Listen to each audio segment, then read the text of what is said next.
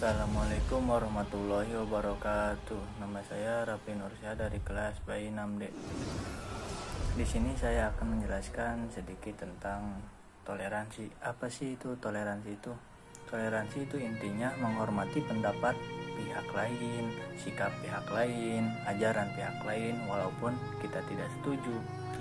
Toleransi adalah mundur selangkah demi mencapai hubungan harmonis, mundur tetapi tidak mengorbankan prinsip atau menyeleweng, tapi demi mencapai yang jauh lebih baik dan tidak mengorbankan prinsip. Nabi seperti itu.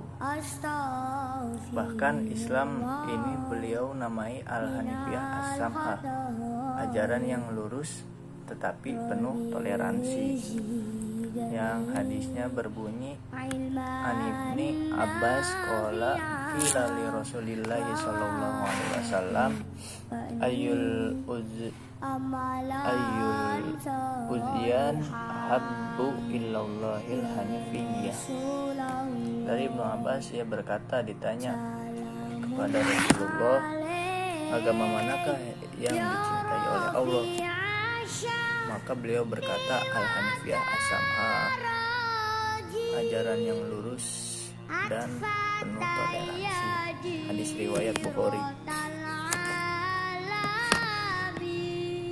Jadi terkadang ada sesuatu yang tidak terlalu lurus menurut keyakinan seseorang, tetapi sebenarnya bisa demi toleransi. Kita ambil contoh waktu terjadi Nabi bersama sahabat-sahabat beliau pergi ke Mekah dan Madinah untuk umroh.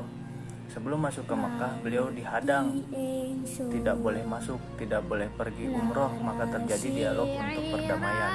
Lalu dalam dialog itu disepakatilah perlunya perdamaian misfire selama 10 tahun. Tapi ada butir-butir waktu mau ditulis perjanjian itu, Nabi memerintahkan Sayyidina Ali tulis Bismillahirrahmanirrahim. Kata pemimpin kaum musyrik, saya tidak mau ada bismillah, saya mau bismika Allahumma. Jadi Rahman dan Rahim dia tidak mau. Kata Nabi, tulis kepada Sayyidina Ali. Tapi Sayyidina Ali tidak mau. Nabi langsung oleh Nabi hapus. Nabi sendiri yang menghapusnya. Tidak usah pakai bismillah. Baru Nabi mendiktekan lagi, tulislah ini perjanjian antara Muhammad Rasulullah dengan tokoh-tokoh.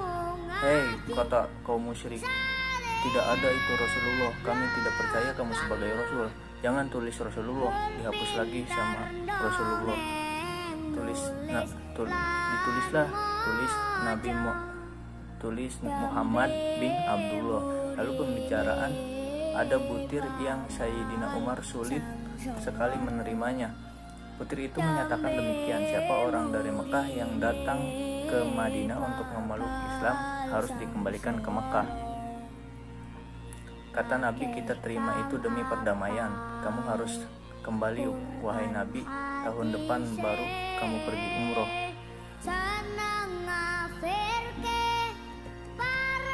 Kata Nabi, kita terima itu. Kata Nabi, saya terima itu karena ini tidak berkaitan dengan prinsip ajaran agama demi mencapai kedamaian, demi mencapai hubungan yang harmonis. Begitulah Nabi memperlakukan ini.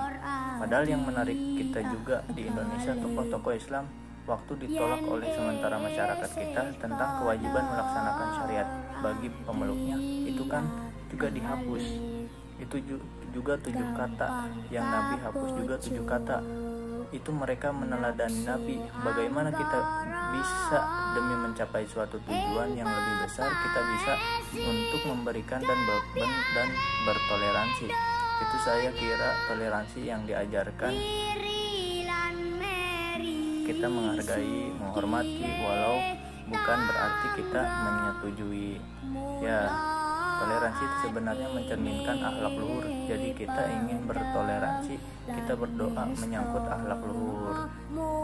Salah satu doa yang diajarkan Nabi itu adalah Bismillahirrahmanirrahim. Allahumma dini ahsani akhlak fa innahu la yahdi li ahsaniha illa anta Allahumma hasin khuluqi kama hasanta khalqi Allahumma inni a'udzubika minan nifaqi wa syiqaqi wa suli akhlaq.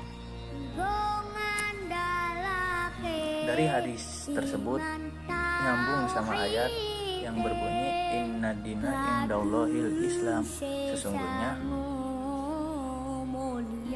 agama yang diridhoi Allah itu adalah Islam. Jadi kita sebagai umat Islam wajiblah bertoleransi, karena ya Islam itu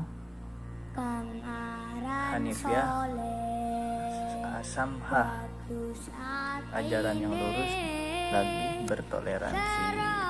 Adapun toleransi menurut pendapat Presiden Indonesia yang keempat, yaitu Abdurrahman Wahid atau dikenal dengan Gus Dur. Dia dijuluki dengan Bapak Toleransi Indonesia. Gus Dur menempatkan, atau Bapak almarhum Abdurrahman Wahid menempatkan toleransi dalam bertindak dan berpikir. Sikap toleransi tidak bergantung pada tingginya tingkat pendidikan, tetapi persoalan hati dan perilaku. Orang yang bersikap toleran tidak mesti memiliki kekayaan. Bahkan semangat toleransi justru sering dimiliki oleh orang yang tidak pintar, tidak kaya, yang biasanya disebut orang-orang terbaik. Sebagai seorang muslim, gagasan toleransi Abdurrahman Wahid tidak terlepas dari dimensi normatif dalam Islam yang tertuang dalam ayat berikut. Dan tiadalah kami mengutus kamu melainkan untuk menjadi rahmat bagi semesta alam. Wa ma arsalnaka illa rahmatan lil alamin. Bagi Abdurrahman Wahid, kata rahmatan lil alamin ayat ini bukan sekedar mengandung arti sebagai umat manusia semata. Lebih jauh lagi, ia memahaminya sebagai semua makhluk yang ada di dunia. Dengan kata lain, Islam dalam pandangannya adalah sebagai pelindung semua makhluk.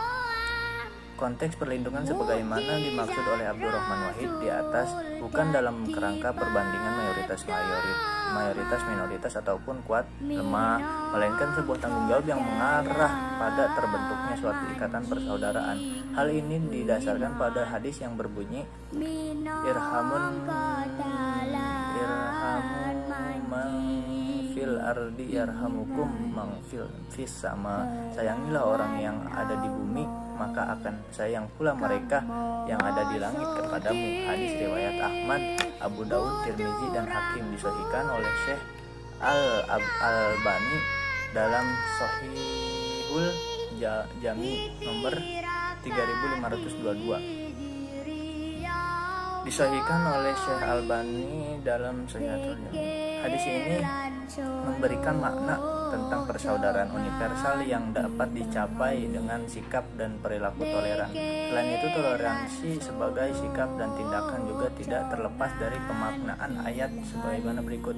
Allah tidak melarang kamu untuk berbuat baik dan berlaku adil terhadap orang-orang yang tiada memerangimu karena agama dan tidak pula mengusir kamu dari negerimu. Sesungguhnya Allah menyukai orang-orang yang berlaku adil. Oleh karenanya, toleransi bagi Abdurrahman Wahid bukan sekedar menghormati atau tenggang rasa, tetapi harus diwujudkan pengembangan rasa saling pengertian yang tulus dan diteruskan dengan saling memiliki sense of belonging dalam kehidupan menjadi ukhuwah basyariyah.